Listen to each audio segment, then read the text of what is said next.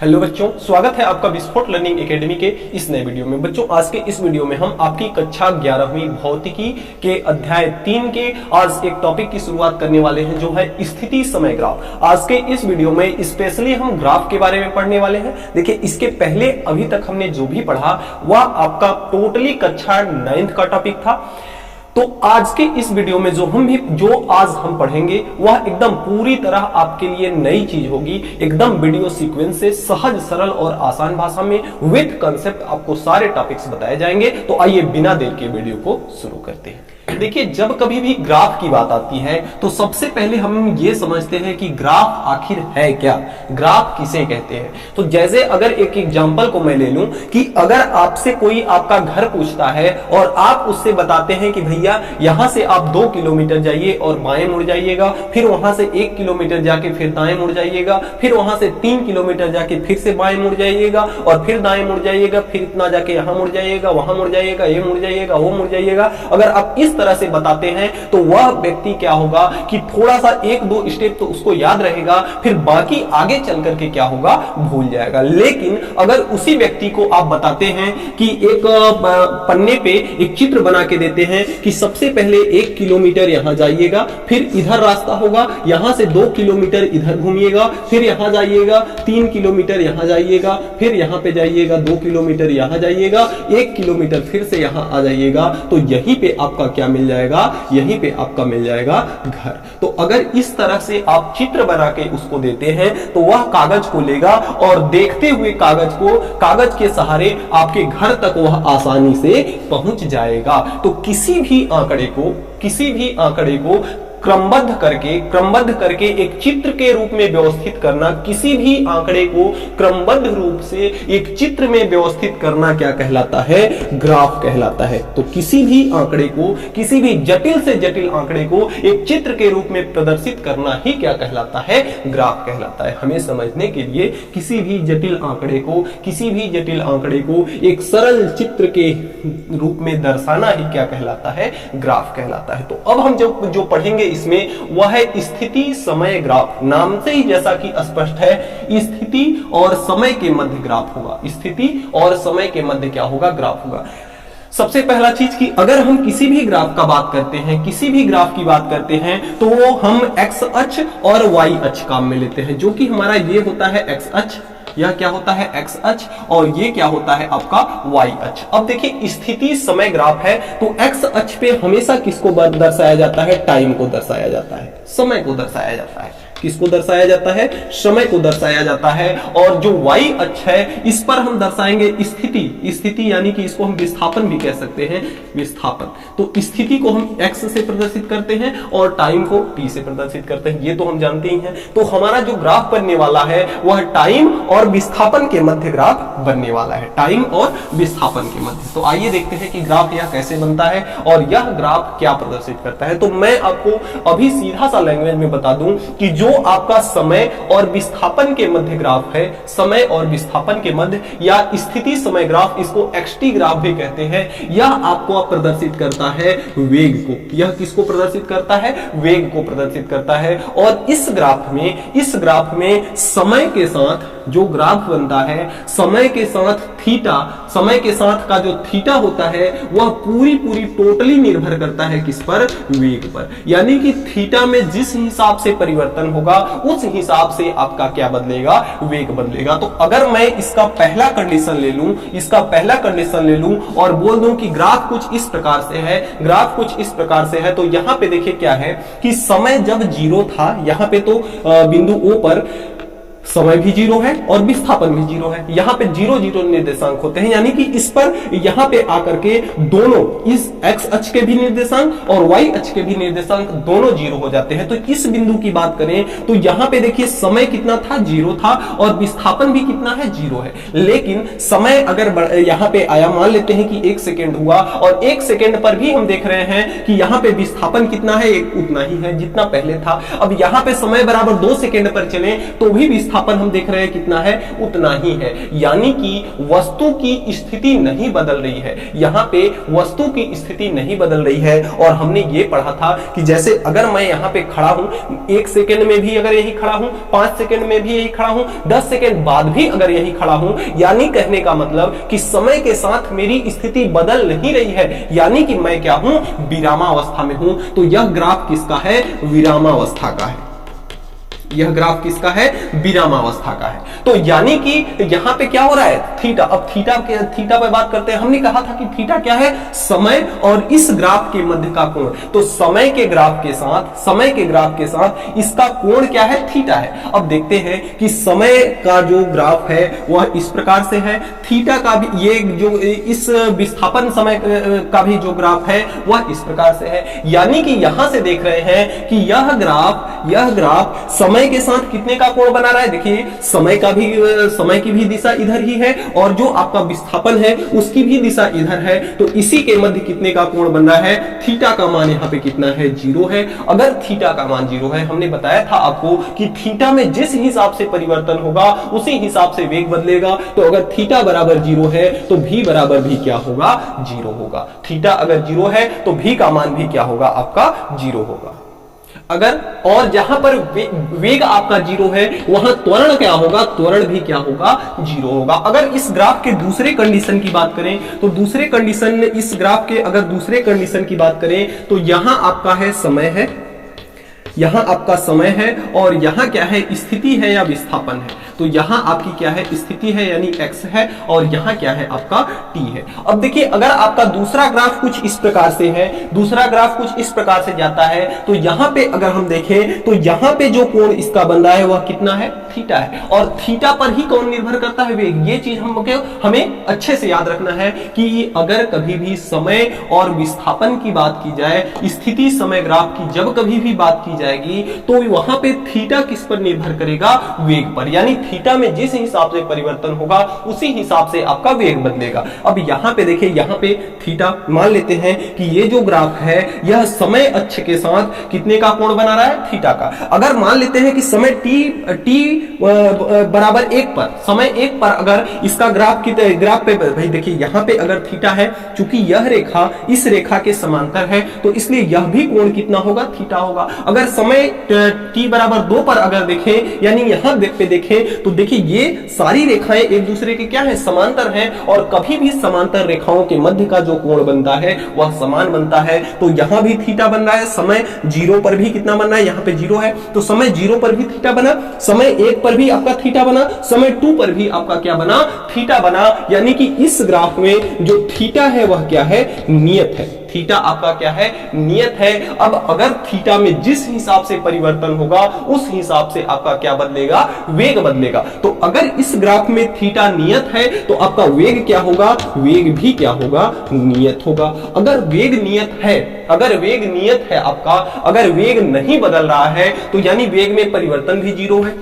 वेग में परिवर्तन कितना है, 0 है। अगर वेग नियत है, वेग नहीं बदल रहा है तो वेग में परिवर्तन 0 है। अगर वेग में परिवर्तन 0 है तो त्वरण का भी मान कितना होगा, 0 होगा। देखिए यह ग्राफ आपको इसलिए समझाया जा रहा है कि एकदम ये तो मान के चलिए कि एकदम मोस्ट है। अब परीक्षा में आपको इस पर प्रश्न कैसे बनता है कि मान लेते हैं कि इस प्रकार का एक ग्राफ बना करके दे देगा और बोलेगा इसमें त्वरण का मान ज्ञात कीजिए, इसमें वेग में परिवर्तन का मान ज्ञात कीजिए, इसमें वेग का मान ज्ञात कीजिए। तो आप बताएंगे कि वेग इसका क्या है, नियत है और वेग में परिवर्तन कितना है, 0 है और इसके त्वरण का मान कितना है, 0 है। तो इस प्रकार से आप किसी भी ग्राफ को देख करके उसका उत्तर दे सकते हैं। अगर इसके हम अगले स्टेप की बात करें, पॉइंट नंबर 3 की, इसके तीसरी स्थिति की बात करें तो यहां पर अगर इस प्रकार से आपका ग्राफ बन रहा है, यहां पे आपका क्या है, समय है यानी कि t है और यहां पे आपका x है यानी कि स्थिति है, xt ग्राफ है और यहां पे आपका क्या है, 0 है। वहां पे क्या है, 0 है। अगर ग्राफ आपका क्या होता है कि इस प्रकार से जाता है, ग्राफ आपका इस प्रकार से जा रहा है तब क्या होगा, यहां पे देखिए स्थिति और समय का मध्य जो ये कोण है वह, ये कोण, अगर इस कोण की बात करें, यहां पे अगर हम थीटा की बात करें, समय और इस ग्राफ के मध्य का कोण जो है थीटा ही किस पर निर्भर करता है, थीटा किस पर निर्भर करता है, वेग पर। यानी थीटा में जिस हिसाब से परिवर्तन होगा उस हिसाब से आपका क्या बदलेगा, वेग। अब इसमें थीटा किस हिसाब से बदल रहा है, अब देखिए, आइए देखते हैं कि देखिए यहां पर सबसे पहले थीटा का मान क्या था, 0 था। लेकिन जैसे जैसे हम इधर की ओर जा रहे हैं, जैसे जैसे आगे की ओर जा रहे हैं, थीटा का मान क्या हो रहा है, जैसे जैसे आगे की ओर जा रहे हैं, जैसे जैसे आगे की ओर जा रहे हैं, थीटा पहले इतना है, यहां गए इतना हुआ, यहां गए इतना हुआ, यहां गए इतना हुआ, यहां गए पूरी 90 हो गया। यानी कि जो थीटा है 0 से कहां जा रहा है, 90 अंश। 0 से कहां जा रहा है, 90 अंश। यानी थीटा का जो मान है 0 से 90 जा रहा है, यानी थीटा बढ़ रहा है। थीटा क्या हो रहा है, बढ़ रहा है। अगर थीटा बढ़ रहा है तो थीटा में जिस हिसाब से परिवर्तन होगा वेग भी बदलेगा। तो यानी कि वेग क्या होगा, बढ़ेगा। वेग यहां क्या होगा, बढ़ेगा। अगर वेग बढ़ रहा है तो वस्तु मूल बिंदु से दूर जा रही है, यानी इस 0 से क्या हो रही है, दूर जा रही है, वेग बढ़ रहा है। जैसे जैसे आगे चलते जा रही है, वेग बढ़ता जा रहा है, तो वस्तु मूल बिंदु से क्या हो रही है, दूर जा रही है। और वेग बढ़ेगा तो वेग में परिवर्तन 0 नहीं होगा, यानी कि डेल्टा v का मान 0 के बराबर नहीं होगा। तो इसलिए इसमें त्वरण का भी मान 0 के बराबर नहीं होगा। तो इस प्रकार का अगर ग्राफ जब कभी भी जाता है तो यहां पे थीटा क्या हो रहा है, 0 से 90 की ओर जा रहा है। थीटा जो है 0 से 90 की ओर जा रहा है, यानी थीटा का मान बढ़ रहा है। थीटा का मान बढ़ेगा तो वेग का भी मान बढ़ेगा। अगर वेग का मान बढ़ रहा है तो वेग में परिवर्तन भी 0 नहीं होगा, वेग में परिवर्तन भी बढ़ रहा है। और वेग में परिवर्तन बढ़ेगा तो कुछ न कुछ त्वरण देखने को मिलेगा। अब अगला, अगर इसके चौथे पॉइंट की बात करें, चौथी स्थिति की, तो चौथी स्थिति आपकी कुछ इस प्रकार से है। इस अक्ष पे आपका t है और इस अक्ष पे आपका x है। और अब आपका जो कोण है कुछ इस प्रकार से है, इस प्रकार से है। अब यहां पे अगर हम थीटा की बात करें, थीटा किस पर निर्भर है, वेग पर। थीटा किस पर निर्भर है, वेग पर निर्भर है। अब अगर यहां पे हम थीटा की बात करें तो यहां पे देखिए 0 पे जब था तो थीटा पूरा 90 है। लेकिन जैसे जैसे इस पर बढ़ता जा रहा है, जैसे जैसे इसमें हम बढ़ते जा रहे हैं, थीटा का मान क्या होता है, घटता जा रहा है। और यहां पे अंतिम में आकर के देखें तो इस समय के साथ इसका जो थीटा है वह कितना है, 0 है। भाई देखिए यहां पे आपका 90 है, जैसे जैसे बढ़ रहे हैं, घट रहा है, और अंतिम में जाके दोनों की दिशा एक ही हो जा रही है। यानी थीटा का मान जो है, थीटा का मान यहां से 90 से यहां पे वही क्या है, 90 है। और जैसे आगे बढ़ रहे हैं घट करके कितना हो जा रहा है, 0 हो जा रहा है। तो 90 से 0 हो रहा है, 90 से थीटा क्या हो रहा है, 0 हो रहा है। यानी थीटा का मान क्या हो रहा है, घट रहा है। थीटा का मान घटेगा। और जब कभी भी थीटा का मान घटेगा, थीटा का मान जब कभी भी घटेगा तो इसमें त्वरण का मान, वेग का मान क्या होगा, वेग भी आपका क्या होगा, घटेगा। वेग भी क्या होगा, घटेगा। क्योंकि हमने बताया है कि जिस हिसाब से थीटा में परिवर्तन होगा उसी में हिसाब से वेग में परिवर्तन होगा। तो अगर थीटा का मान घटेगा तो वेग का भी मान घटेगा। अगर वेग का मान घटेगा तो यानी कि उसमें वेग में परिवर्तन कुछ न कुछ देखने को मिलेगा, यानी कि इसमें त्वरण भी कुछ न कुछ देखने को मिलेगा। तो ये आपका 4 ग्राफ था, जिन चारों ग्राफों के बारे में हमने डिस्कस किया। और यह क्या था, स्थिति समय ग्राफ था।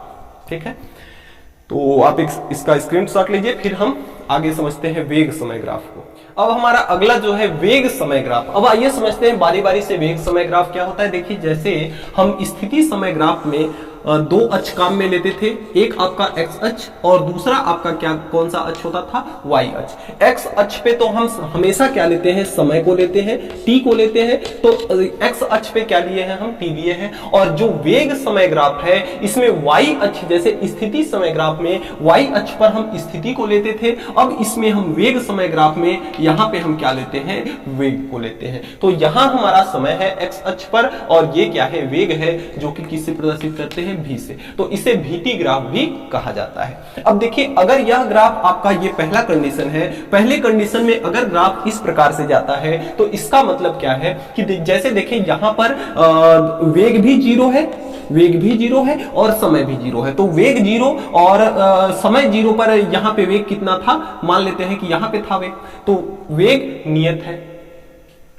कहने का मतलब समय t बराबर 0 पर वेग यहां था, ठीक है, और जब समय 1 सेकेंड हुआ तो भी वेग आपका यही है, अगर समय 2 सेकेंड हुआ तो भी आपका वेग यही है और वही है, और समय 3 सेकेंड हुआ तो भी आपका वेग वही है। यानी समय 0 पर जितना वेग है उतना ही वेग समय 1 सेकेंड पर है, उतना ही वेग समय 2 सेकेंड पर है, उतना ही वेग समय 3 सेकेंड पर है। यानी कहने का मतलब कि समय तो बदल रहा है, 0 से 1, 1 से 2, 2 से 3, समय बढ़ रहा है, लेकिन समय के साथ वेग जो है उसमें कोई भी परिवर्तन नहीं हो रहा है। जो वेग पहले था, मान लेते हैं कि 5 किलोमीटर प्रति सेकेंड समय 0 बराबर पर वेग अगर था, तो यहाँ पे समय 1 पर भी 5 मीटर प्रति सेकेंड है, समय 2 पर भी 5 मीटर प्रति सेकेंड है, समय 3 पर भी 5 मीटर प्रति सेकेंड है, यानी वेग कोई भी बढ़ नहीं रहा है। तो यानी कि यहां पे वेग क्या है, वेग जो है आपका नियत है, वेग क्या है,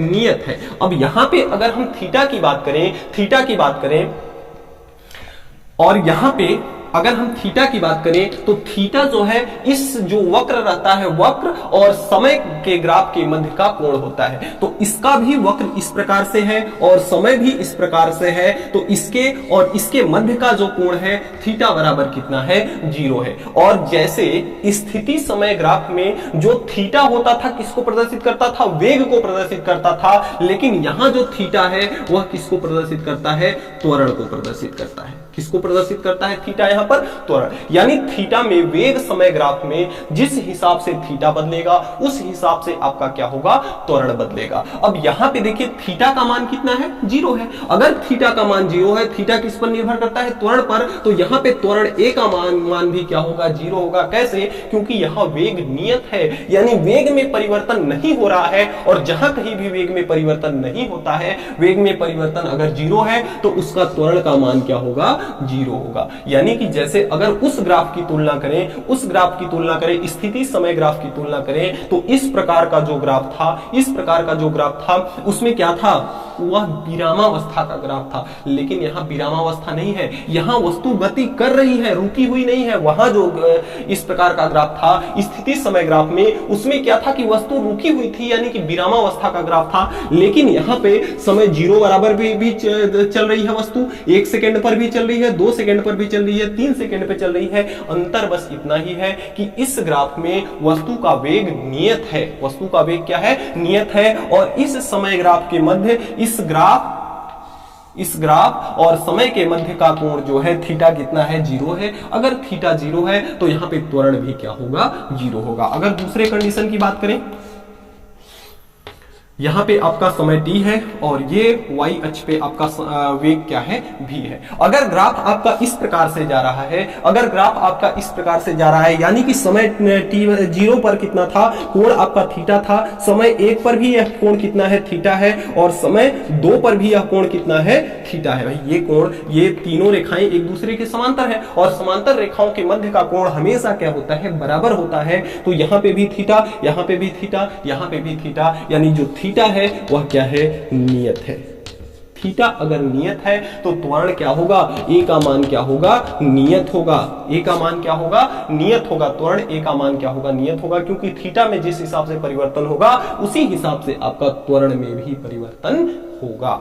तो इस प्रकार से जब थीटा में परिवर्तन, भाई यहां भी थीटा है, यहां भी थीटा है, यहां भी थीटा, यानी थीटा जिस क्रम में बदल रहा है उसी क्रम में बदल रहा है, थीटा में कोई भी परिवर्तन नहीं हो रहा है, थीटा हमेशा थीटा है, यानी कि क्या है, नियत है। अगर थीटा नियत है तो यहाँ पे त्वरण का मान क्या होगा, नियत होगा। अगर त्वरण का मान नियत है तो उसका कहने का मतलब कि वेग में परिवर्तन क्या है, नियत है। वेग में परिवर्तन क्या है, सॉरी 0 नहीं है, नियत है। वेग में परिवर्तन क्या है, नियत है। जैसे हमने एक एग्जांपल लिया था त्वरण बताते समय कि अगर वस्तु जैसे मान लेते हैं कि पहले सेकंड में अगर 5 मीटर प्रति सेकंड, दूसरे में अगर 10 मीटर प्रति सेकंड, तीसरे सेकंड में 15, चौथे सेकंड में 20, यानी कि हमेशा इसमें 5-5 का ही अंतर आ रहा है हर सेकंड में। हर समय बढ़ रहा है, समय के साथ वेग भी बढ़ रहा है, लेकिन हर सेकंड में 5 का ही वृद्धि हो रहा है, यानी वेग में परिवर्तन नियत है। वेग में परिवर्तन नियत है तो त्वरण का भी मान नियत होगा, वेग में परिवर्तन भी क्या क्या है,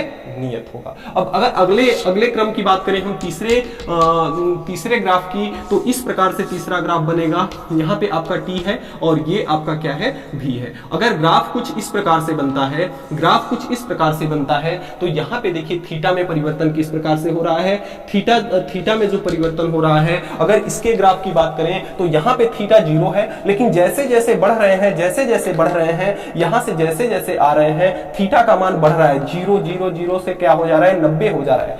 यहाँ पे क्या है, 0 है, जैसे आगे बढ़ रहे हैं 90 हो जा रहा है। यानी कि थीटा का मान 0 से क्या कहां तक जा रहा है, 90 तक। थीटा क्या हो रहा है, बढ़ रहा है। अगर थीटा का मान बढ़ेगा तो त्वरण का मान क्या होगा, बढ़ेगा।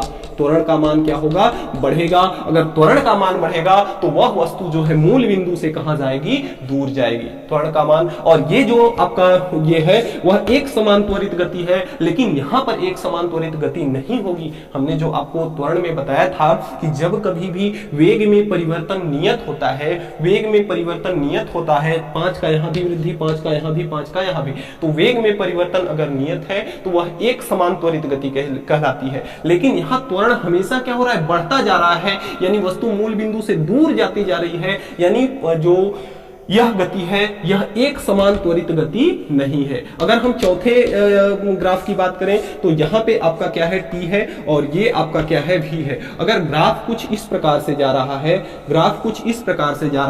तो यहाँ पे देखिए जो थीटा में परिवर्तन हो रहा है वह किस प्रकार से हो रहा है। थीटा में जो परिवर्तन हो रहा है यहाँ पे तो देखिए 90 अंश है, लेकिन जैसे जैसे आगे बढ़ते जा रहे हैं थीटा का मान क्या हो रहा है, घट करके कितना हो जा रहा है। जैसे जैसे आगे जा रहे हैं, यहाँ पे 90 है, आगे बढ़ने के साथ थीटा का मान क्या हो जा रहा है, 0 हो जा रहा है। यानी थीटा का मान 90 से 0 जा रहा है, यानी थीटा क्या हो रहा है, घट रहा है। थीटा क्या हो रहा है, घट रहा है। तो थीटा घटेगा तो यहाँ पे त्वरण भी आपका क्या होगा, घटेगा।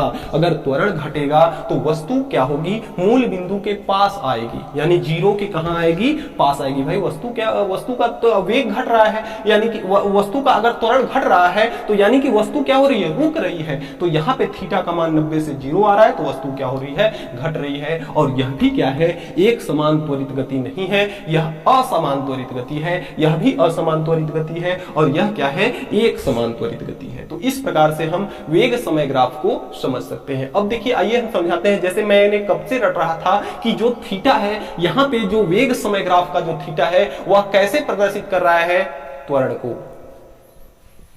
अब देखिए अगर मैं जनरली एक वेग समय ग्राफ आपके सामने बनाऊं, यानी कि यह क्या प्रदर्शित करता है, समय को, और यह क्या प्रदर्शित करता है, वेग को प्रदर्शित करता है, v को प्रदर्शित करता है। अब देखिए अगर हम मान लेते हैं कि किसी समय t पर, किसी समय पश्चात क्या t पर किसी वस्तु का वेग जो होता है वह क्या हो जाता है, u हो जाता है। तो अगर इसका हम ग्राफ बनाए तो इसको हम डॉटेड लाइन में इस प्रकार से आगे बढ़ाएंगे, और यहाँ जो t है इसको डॉटेड लाइन में यहां पर बढ़ाएंगे, तो यह ग्राफ कुछ आपका इस प्रकार से बन जाएगा। इस प्रकार से ग्राफ बन जाएगा। अब देखते हैं कि इसका जो क्षेत्रफल है वह किसको प्रदर्शित कर रहा है। हाँ, इसका अगर ग्राफ का क्षेत्रफल हम प्रदर्शित करें, ग्राफ का क्षेत्रफल, तो ग्राफ का क्षेत्रफल, यह ग्राफ देखिए कैसा है, यहां से यहां तक की जो दूरी है, यहां से यहां तक की दूरी t है, तो ये दूरी इसके समांतर है, तो यह भी क्या हो जाएगी, t हो जाएगी। यहां से यहां तक की दूरी u है, तो यहां से यहां तक की भी दूरी क्या हो जाएगी, u हो जाएगी। यानी कि ग्राफ जो है आयताकार है, तो ग्राफ का क्षेत्रफल बराबर आपका हो जाएगा आयत का क्षेत्रफल।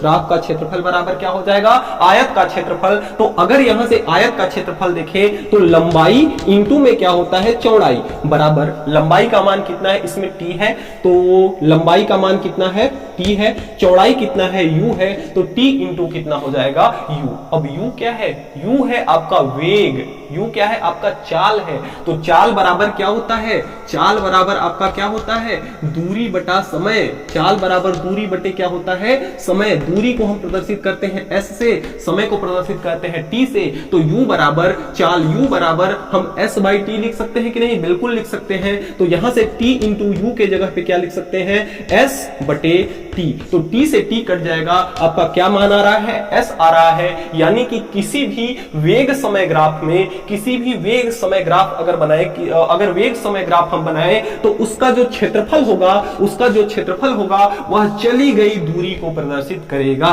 वह किसको प्रदर्शित करेगा, चली गई दूरी को प्रदर्शित करेगा। अब देखिए इसी ग्राफ के आधार पर हम आपके गति के जो तीन समीकरण है, गति के जो तीन समीकरण है, नंबर 1 v बराबर u प्लस ए टी, और नंबर 2 s बराबर U T plus half A T का स्क्वायर, और नंबर 3 v स्क्वायर बराबर u स्क्वायर प्लस 2as। ये आपके गति के तीनों समीकरण हैं जिन्हें आपने कक्षा 9th में पढ़ा है, और कक्षा 9th में आपने सरल विधि द्वारा इन तीनों समीकरणों को सिद्ध भी किए हैं।